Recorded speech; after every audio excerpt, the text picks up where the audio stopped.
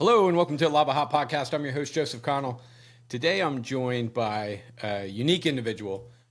This gentleman I met down in Florida. This goes back probably about a year ago at one of Grant Cardone's real estate summit. I believe it was the real estate summit. I could be wrong. And I had actually been following Luke for probably a few months at that point, and I immediately recognized him because he puts out a lot of content online. And one of the reasons why I want to have him on the show is more recently, he has ventured into the podcast world. And that's a world that I've been living in for the last year. And I thought he would make for an interesting guest for a couple of reasons. One, the fact that he is a certified coach with Grant Cardone. But he also has been killing it in real estate. And then when he launched the podcast, I was pretty impressed with really the traction that he's seen right away. But let me give you a quick bio about Luke Schlabach. Did I pronounce that right? It's Schlabach, but you're totally fine. You can say it any way you want, cool. Frankly. Fair enough. I normally do a little housekeeping where I double check spelling, names, all of that. But about Luke. So Luke transformed his challenges into a mission for the greater good. A committed military veteran, he enhanced unity and progress within his circle. Luke is an elite coach with Grant Cardone. He's now extended his inspired journey into the world as the host of the Dating Files podcast, delivering insightful and fostering entertaining conversations. Luke, welcome to the show. Thank you so much for having me. Super excited to be here. And, you know, the meeting you was amazing. And what you told me, I don't think I've shared this with you. I've actually coached so many of my people with exactly what you told me. We're starting a podcast, bringing in local businesses, having them share about what they do, giving them the content, having them go share it where it promotes you. It's such a brilliant idea. And I remember we were sitting by the horse racing track right after boot camp. And you're like, yeah, man, this is how you can build your business this way. And it's almost free marketing dollars. Yeah. I'm like, this is crazy. You know, for me, and I can't take full credit because it was Jared Glant and Alan. Yep. Grant's head of marketing that really pushed me to start my podcast. And for many years, I was on I actually, across the hall here is another office. I had actually built out a podcast studio like a year before I ever launched. And for whatever reason, I think I did what most people do is I just, I don't know how to do the editing and I don't want to be on camera. And I had all the reasons that everybody else typically gives themselves on why they don't get started. And then when I went down to to the marketing workshop with Grant and Alan, they were like, you're in marketing, you got to do a podcast. And during that weekend, I was like, all right, I'm going to start the podcast. Yeah. And I launched it right then. Meaning I booked 3 months worth of guests within that 2-day weekend. Wow. So that was like, there were, what Grant talks about. It's, get committed and commit first, figure the rest out later. I didn't even know like how I was going to do the podcast, but I knew I have all these guests lined up and I gave myself a little window to figure it out, but this was in like mid-November and I just locked in and was like, okay, I'm just going to schedule every guest I can for January, and we scheduled January to March. Well, and you got to do that. Like if you're starting a show, you're going to find every reason not to film that first episode, the 10th episode, the 20th episode, because you're going to be like, oh, it's not, I need to do this better, I need to do that, I need this camera, I need this piece of equipment, I need this skill. Yeah. You just got to do it. You got to commit first, figure the rest out later. For sure. I'm on this East Coast road trip right now where I'm doing all these episodes, about one a day, up and down the East Coast, different people, different places, different scenes. I've got all my equipment with me, carrying it into their house, the studio, wherever, and just setting it up. Yeah. And I'm figuring it out. Yeah. Like it's not perfect, but it's working. Yeah. And that's the thing with the show too. Funny enough, what you said about building a studio. I had built a whole studio in my third bedroom back when I was living in Maryland for a year. I filmed maybe like 2 episodes, never put them out, never did it, never felt right until this show. And I go back to Alex Hormozi, and he's really, I credit him for my show, starting it, because he talks about, if you're in college and you're going to a business class and the professor says to start a hot dog stand. You're going to look at, some of the most important things of the hot dog stand, which is going to be the quality of the hot dog, the price of the hot dog, the location of the hot dog, all these different factors that you could bring into the performance of the hot dog stand. But the most important thing, and I think a hungry audience. Exactly. Hungry audience is the most important thing. And with this show, The Dating Files, what I did was I took it to my audience first when I had the idea. And it was kind of a unique way I figured out the idea for it. It was kind of out of disaster with an ex-girlfriend and all, which I just literally sat down in a chair for 5 hours and thought of everything I could do and came up with this idea. Right. But immediately took that idea to my audience and said, hey, if I did this, would you guys watch? Right. And everyone's like, yes, yes, yes, yes, yes. And keep in mind, I've been putting out sales material, marketing material, mindset material, and people, they like give it a like or something. They're not consuming it like crazy. Sure. Yeah. They're not highly addicted to it. Where with this show, as soon as I said, would you guys watch? I'd never seen such a heavy response from people of yes, yes, yes. And then I started getting all the messages of, when can I watch the first episode? When's it going to come out? And everyone just started like supporting it. And the first episode, I filmed it by myself, just telling my story. I didn't believe it would work so much that I put my little Rode camera mic underneath my main mic, so I didn't have to like piece in, the audio. Yeah. So I could just put the camera file in there. I don't think I even did any editing to it. I think I did an intro, posted it on YouTube, figured might get a few hours of watch time or something. Goes to 122 hours in the first 48 hours of being up. Right. And I was sitting there, I'm like, are you kidding me? Right. Like, this is insane how fast people are eating this up. So then I did exactly what you did. Just started bringing in guests, booking them, finding, entertaining people to bring on with crazy stories. And that's really more importantly than just the views and the consumption with our show.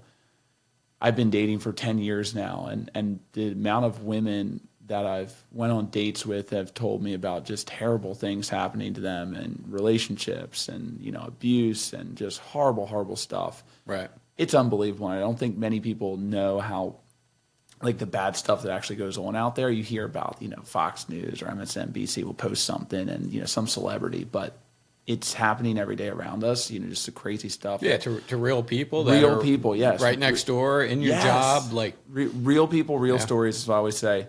And that it shocks me how much people don't know that. And so when I was thinking about the show, I'm like, look, we can, one, bring awareness to this, that like this stuff's going on.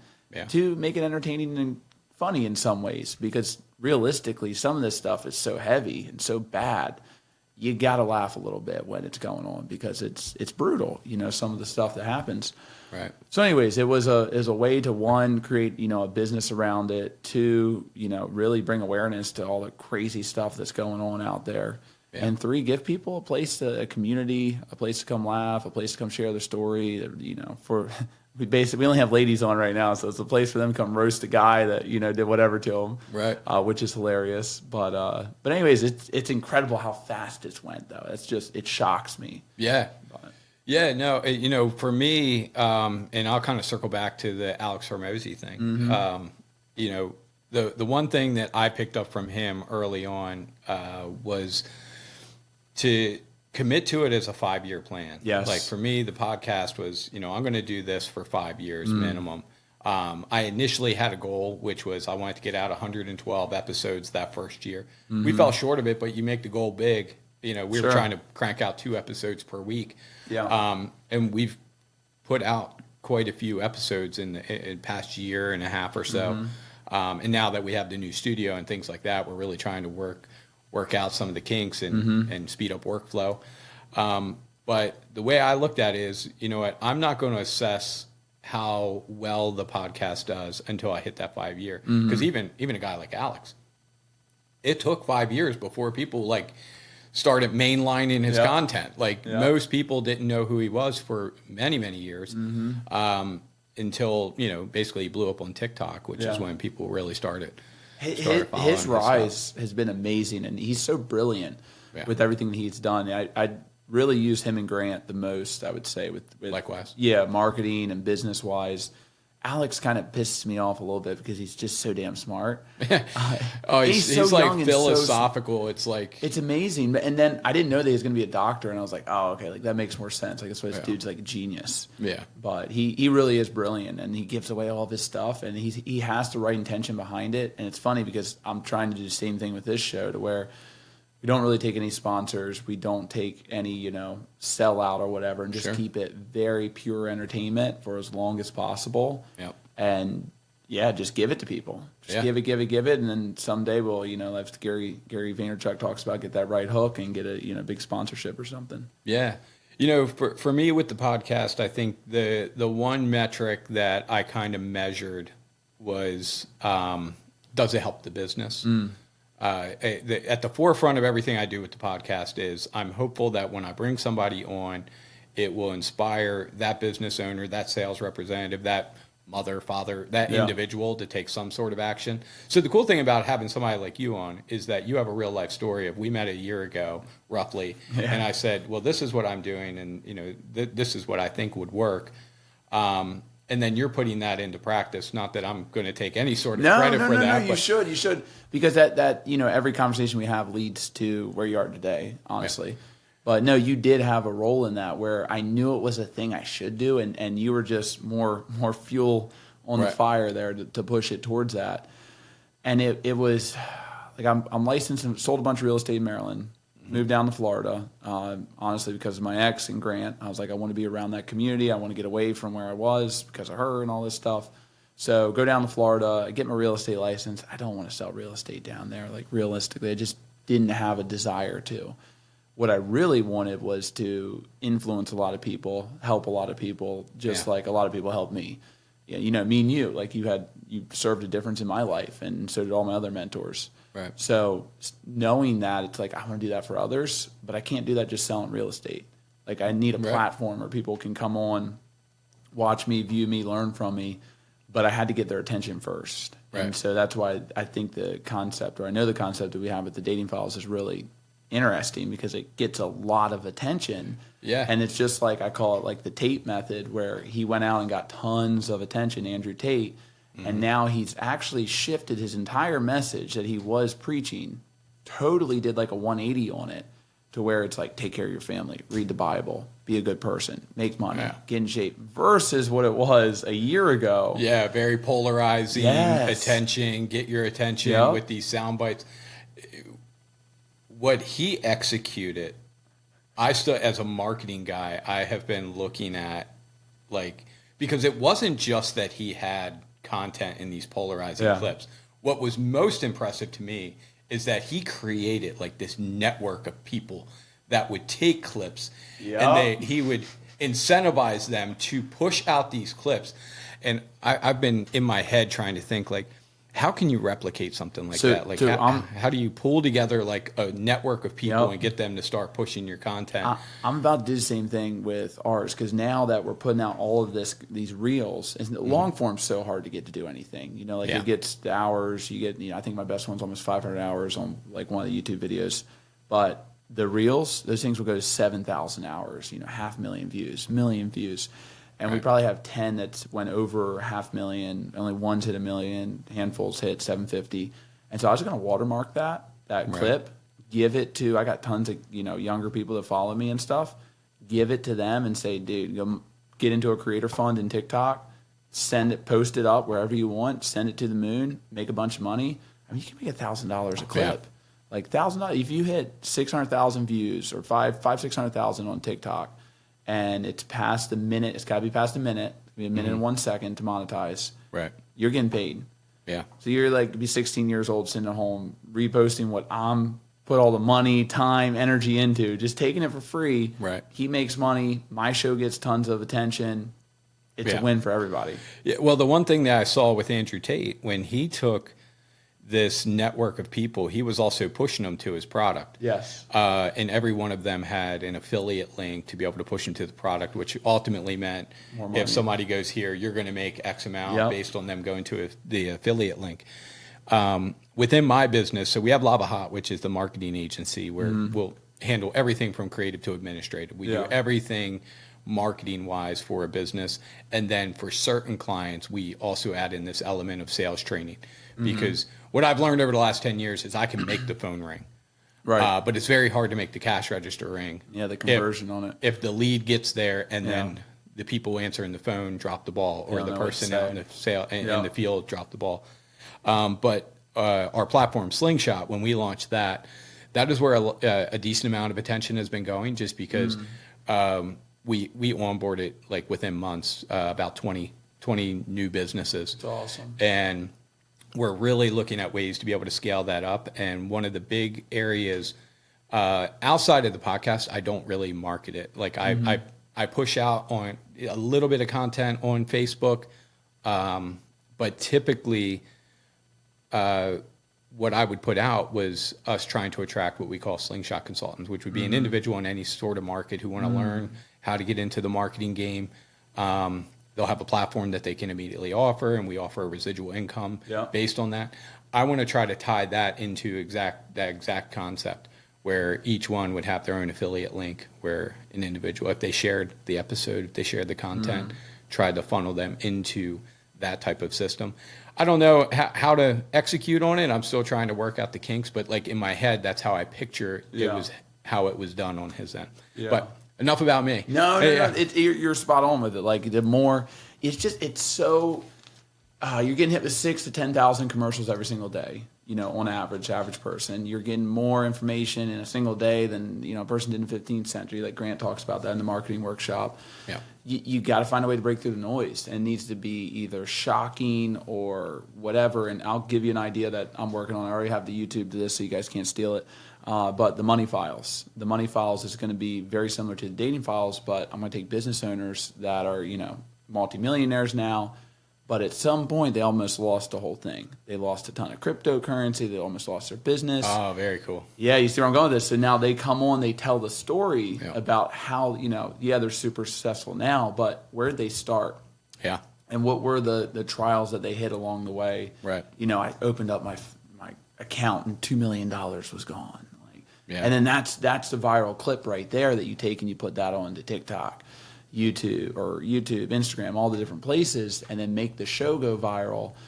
But there has, I've noticed from this show, there has to be some sort of shock factor to it. He did what, or she said what, and that gets them to stop the scroll. Actually, might have a good guest for you for that too. Let's do it. Yeah, she was on my show about 4 or 5 months ago. Her name was Amber, or no, not Amber. It was Summer Day. Okay.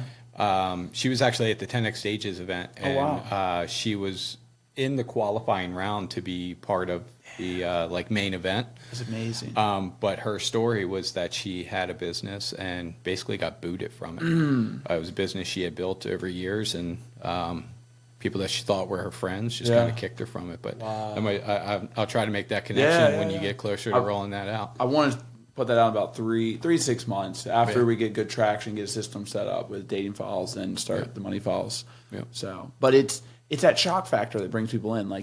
You have to stop the scroll, and you have about maybe a second to get people to stop swiping and watch what you're about to say. Then you got to hook them in that first 5 seconds. Then the first half has to be amazing. Mr. Beast talks about all this stuff, but the last half of your content can be worse, but the first half needs to be really good. And just, you got to find something that's shocking enough. And that's where Tate was just such a genius with the way he would, whether it's right or wrong, he would just shock people with what he would say, and that would just stop the scroll. And they would hate it and love it. And he blew up. He became the most Google person on earth. Right. So. Yeah, no, you know what the saying is, if you can get half the country to hate you and half to love you, you can become president of the United States. Yep. And it starts with that attention, where attention flows, kind of money grows. Something else I want to add to that is I built a whole training system. Had and that's how I learned how to do a lot of editing, filming, all that. But about 2,500 hours inside that training system. All of Grant's materials, I own all of them, so I'm allowed to reuse them, repurpose them, reteach them. And I did that, and I had a bunch of people sign up for it, did great, in sales and all that. And the people that used it loved it. But a lot of people were not, the usage wasn't there. And I sort of started to put together, let's go back to Tate. He had Hustlers University, which was a 9-hour video recording of him with a whiteboard right here, yelling at the whiteboard. And it was good information in there, but it was 9 hours, low quality, one whiteboard, that was it. Yeah. I flew down to Mexico, I flew out to Arizona, I filmed all over the country and outside the country on this course. Put tons of time and money and energy into it, and it was great, and everyone that used it loved it. but I couldn't get people to keep using it. And what I realized was I didn't have enough celebrity status to get them to actually shut up and listen. Right. Versus when Grant or Tate or any of these guys, Alex Ramosi says, hey, do this. If you want to become rich, do this right now. Like, sit down, shut up, do this. When you have that celebrity status, people actually listen. Right. Grant talks about this during COVID. They stopped for about 2 months in all their marketing showing the jets and the cars, and they cut all that out. Their conversion immediately dropped. And as soon as they brought back the cars and the stuff and the flash and all that, their sales jumped back up, like almost exactly the same, if not better than before. Right. So there's so much correlation between selling the the lifestyle and the dream almost. That's what 10X is. Like 10X, it's an amount of effort and work and action you got to take, but it's also the dream. Right. And as soon as I was on with a client the other day, and I'm like, dude, what's your biggest goal? Like, what are you doing all this for? And he's like, pay the bills. I'm like, I don't know why you're here then. Yeah, that's not going to do it. Absolutely. Like, that's why you're burnt out right now. That's why you don't have any focus. That's why you're not hitting your targets. Like, because you're just trying to pay your bills. Yeah. Like, there's no energy. There's no enthusiasm. There's a passion behind that. Like, you need a vision of the future 5, 10, 20 years from now of what it's going to look like, how you're going to make it happen, and then continuously take massive action to execute on it. Right. So.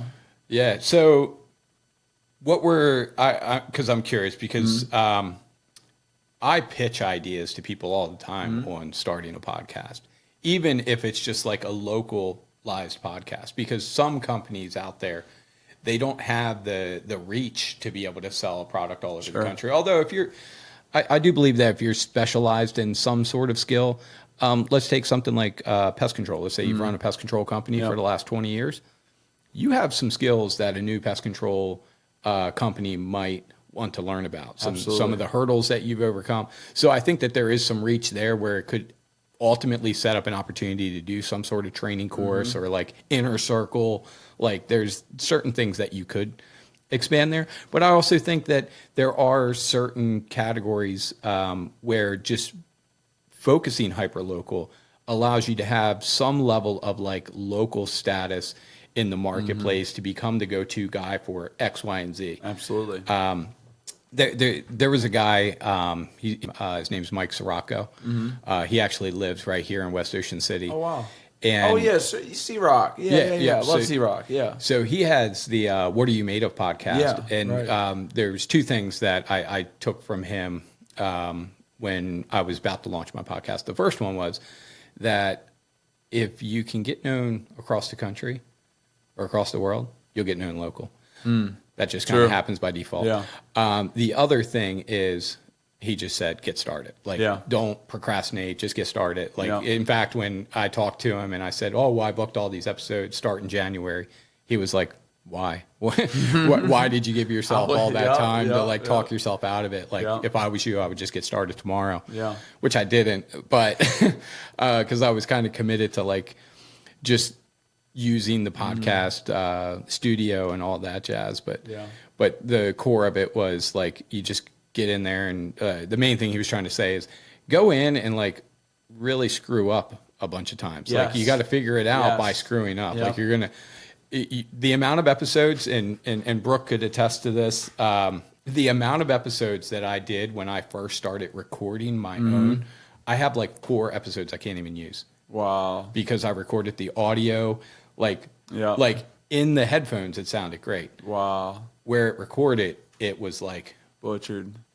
Yeah. Oh, and that's the worst feeling, because then you bring, like, if we end this episode and the audio screwed up, I'm going to have to apologize like profusely. I get it. Because you made the trip from Florida and came in. I fear it every time. Like, whenever I'm filming an episode, I get done and I go check the camera. Like, did it record the whole time? Yes. And I haven't had that issue yet. I lost like 7 minutes in one episode, maybe 2 episodes, but those are still in the editing phase. But I know the fear, and I'm just grateful that hasn't really happened to me yet, but I'm sure it will at some point. Just gotta redo it. Yeah. Well, as long as Brooke hit record in there, we're good.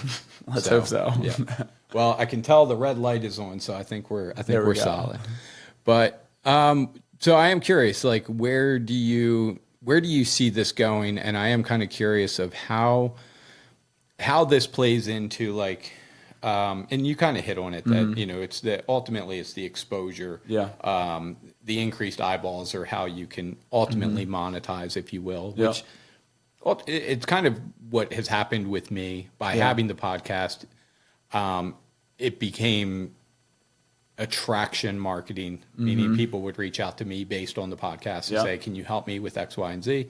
And we have a ton of things that we do for free. Yeah. That like we have certain tools that we give for business owners to help increase reviews and trial periods of our software, things like that. But ultimately, most of my business growth has come from having the podcast because not even just people who watch the show that might be business owners, but there would be people that watch the show that see a post on Facebook and somebody says, hey, I need somebody to help with this, and they'll tag me into that post, and it just, increases that flow. Think about it from the way of people get to watch you for hours and hours and hours, and that is massive because, you see these offers online or these pictures of a business or whatever. You don't know who's actually behind that business or who's running that business. Right.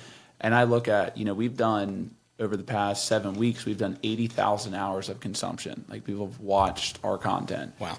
It's a lot. And probably, 1/3 of that is me. So for, 20-some thousand hours, people have watched me talk over the past less than 2 months.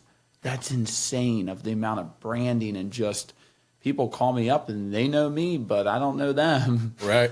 and that's amazing because now it totally flips the script when it comes to a sale. I'm not sitting there trying to build rapport. They know everything about me. Right. They know my mannerisms. They know how I talk. They know my act, like all these different things about me that would take, thousands of hours for them to learn. Right. They know. So it's amazing how much that makes an impact on the rapport that you have with your community, your clients, your customers, your fans, everything. Yeah. So, well, as we get closer to the end of this episode, I always like to give every guest the opportunity to kind of share a little bit about, them, where they can, where people can follow you, social media, the podcast, all of that jazz. So I'm going to give you that opportunity to just kind of share. And I want to just jump back real quick and answer that question because you said, where do I see this going? And I want to go back to Instagram. Instagram, they released a blue check about 6 months ago. And when they released that blue check mark that costs about $15 a month, they made $668 million in a single day on a platform that's completely free that people are highly addicted to. Right. Which is amazing. Over $500 million in a day. Wow. On a free platform. That is unbelievable. And if you really think, like, how can I replicate that in a smaller way? And that's really it was a week after when I came up with the show where I was like, how can I entertain people? Give them something that's highly relatable. They're waiting for each episode each week, every Wednesday, 5 p.m. But they're waiting for that episode to come out.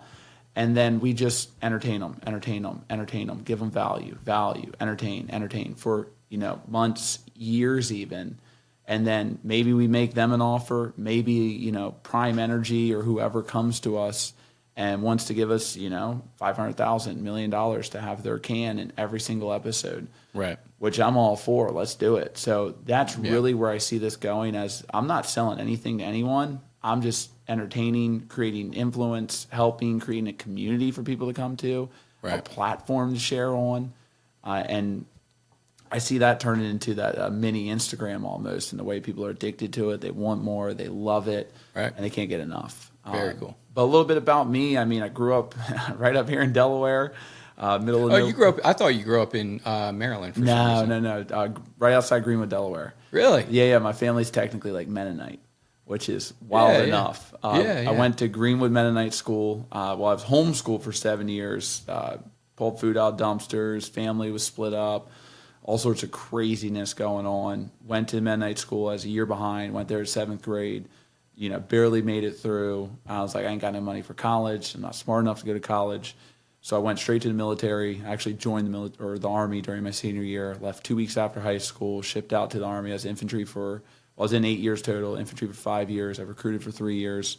About 3.5 years into the Army, you know, I got my confidence up, leadership ability, had my own team and everything. Right. But then I was like, man, I'm broke. Like, I got to figure out this money thing. I met a girl, you know, things were getting serious. So her dad, who was my first mentor, gave me the book Rich Dad, Poor Dad. And that's the one that always. That's the one. That's the one that does it. That's it. And that book changed everything for me. It taught me I didn't have to be a lawyer or a doctor or some sort of high academically gifted person to become wealthy. Yeah, I was handed that book probably, if I'm guessing, around the same age. It's like 19, 20 years old. Yeah. Same thing. Changed everything. Yeah.